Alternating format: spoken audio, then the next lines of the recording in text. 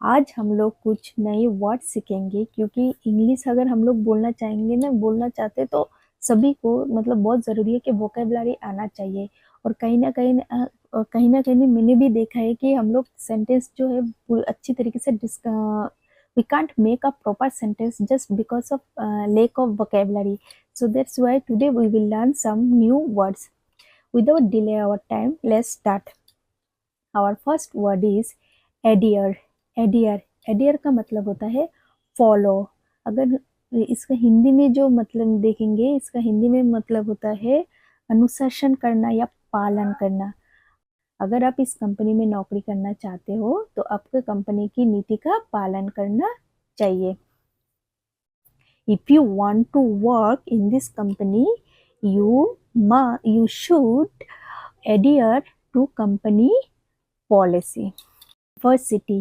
Adversity का मतलब होता है जो है ना travel, problem and then poverty.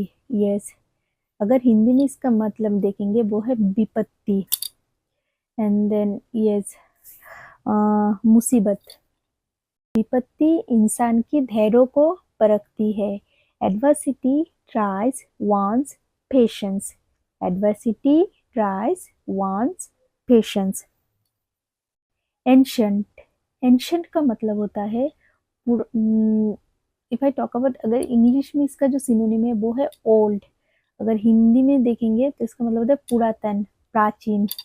आजकल कोई भी पुरातन रीति कोई भी फॉलो नहीं करते।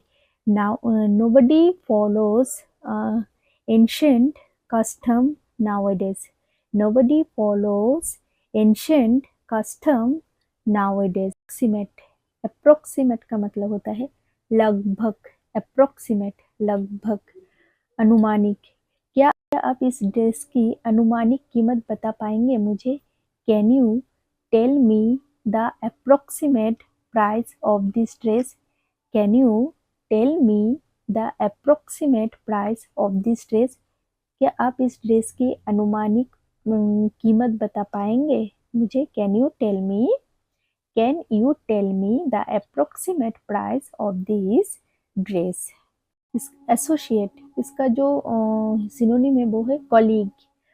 Colleague. Let's see one example. He was my father's business associate. He was my father's business associate. वो मेरे पापा की बिजनेस में सहयोगी थे। वो मेरे फादर की जो बिजनेस है ना उसमें सहयोगी थे। He was my father's business associate. He was my father business associate. वो मेरे पापा की बिजनेस सहयोगी थे। अशेम्ड, इसका अर्थ होता है embraced, एपोलोजेटिक।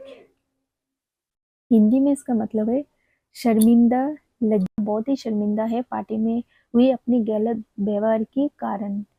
Neha was ashamed of his misbehavior in the party.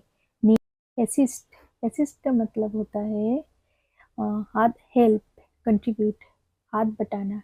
I assist my mom in household chores. And दूसरा एट टाइम्स। एट टाइम्स का मतलब होता है समटाइम्स, कभी कभी।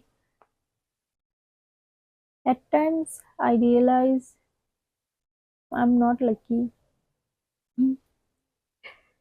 कभी कभी मुझे लगता है मैं लकी नहीं हूँ। Okay, if you like this session, so please drop your comment in the comment box. Follow for more. Bye.